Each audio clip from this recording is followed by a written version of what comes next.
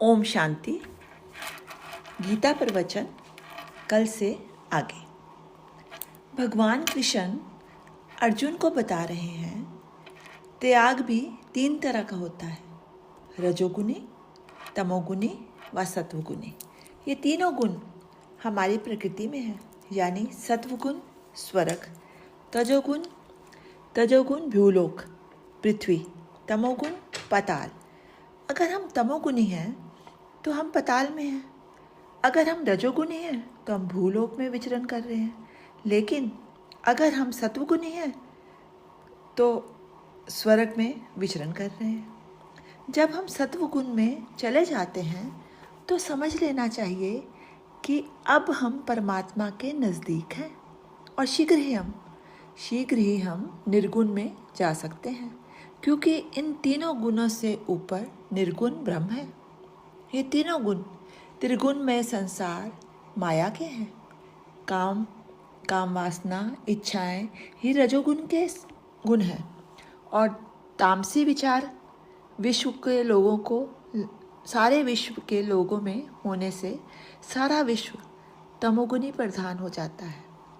हमारे शरीर के भीतर ये सब चलता है, क्योंकि हमारी काया एक छोटा विश्व है।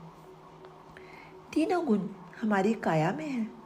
हम चाहें तो जिस लोक में मर्जी विचरण कर लें। पशुओं को परमात्मा ने ऊपर उठने से और नीचे गिरने की पावर नहीं दी है। पशुओं को परमात्मा ने ना ऊपर उठने की और ना नीचे गिरने की पावर दी है, लेकिन मनुष्यों को दी है।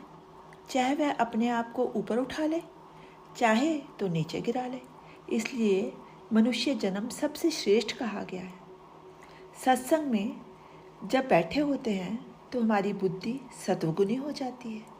वही बुद्धि सत्संग से बाहर निकलते ही रजोगुणी हो जाती है, और अगर कोई हमें बुरा भला कह दे तो उसी समय तामसी हो जाती है। तो ये हमारे अपने हाथ में है कि उसे किस गुण में ले जाना है। क्रोध जब आता है तो वह हमारे भीतर से ही आता है, कहीं से इंपोर्ट नहीं करते हम। कोई अच्छी भावना भी हमारे अंदर से ही उठती है। हमारी काया उस बिल्डिंग बनाने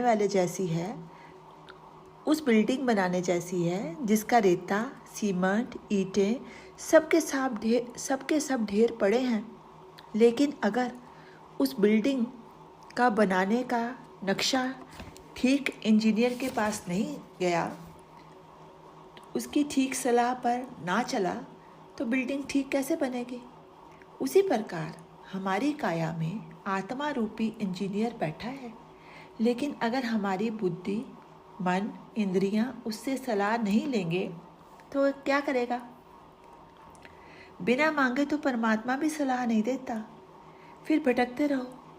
सो मन, बुद्धि, इंद्रियों को आत्मा की सलाह से ही हर काम करना चाहिए, लेकिन हम इधर उधर भटकते रहते हैं और गुरु अपने भीतर बैठा है, उसकी सलाह नहीं लेते। परमात्मा ने सबको ही पूर्ण बनाया है, यानी गुरु देकर ही भेजा है, लेकिन उस गुरु की तरफ हमारा ध्यान जाता ही नहीं। जैसे घर का जोगी जोगड़ा, बाहर का सोसिद्ध, वैसे ही हमने आत्मा की कदर नहीं जानी है। सारी उम्र बाहर के गुरु की खोज में भटकते रहते हैं और फिर मर जाते हैं। सबसे अच्छा अर्पण हम भगवान को मरने पर ही करते हैं। सारी उम्र कुछ भी अर्पण करने पर हम कंजूसी करते हैं, लेकिन मरकर ही हम सच्चा अर्पण ईश्वर को अपना करते हैं। इसलिए कहते हैं, माताजी गई तो क्यों रोते हो। माताजी क्या तुम साथ लेकर आए थे? यहाँ से ही मिली थी ना। वह ईश्वर अर्पण हो गई, उसका अर्पण आप अपने आंसू बहाकर खराब ना करो।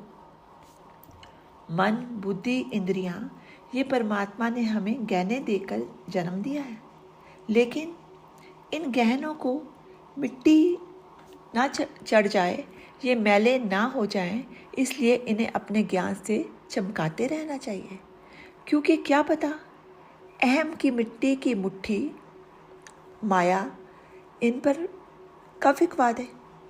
सो सतर्क रहना चाहिए। ग्रंथ साहब पर जो ये हवा करते रहते हैं जब लेकर जाते हैं, इसका अर्थ ये है क्योंकि अपवित्र चीज़ छूकर अपवित्र न बन जाए। उसी प्रकार हमें अपनी आत्मा पर भी ये ज्ञान की हवा देते रहना चाहिए।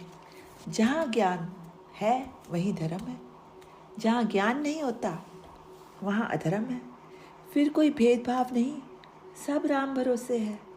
बुद्धि में कोई राग द्वेष नहीं। कोई मुसलमान हिंदू का मंदिर नहीं तोड़ेगा तो कोई हिंदू मस्जिद नहीं तोड़ेगा। सब अपने ही सब रूप में लगे रहेंगे। जहाँ देखेगा वहीं अपनी आत्मा लगेगी। जैसे दर्पण में अपने को ही देख रहा है, ऐसे ही सब आत्मा में अपनी आत्मा समझकर देखेगा। ओम शांति। शेष कल।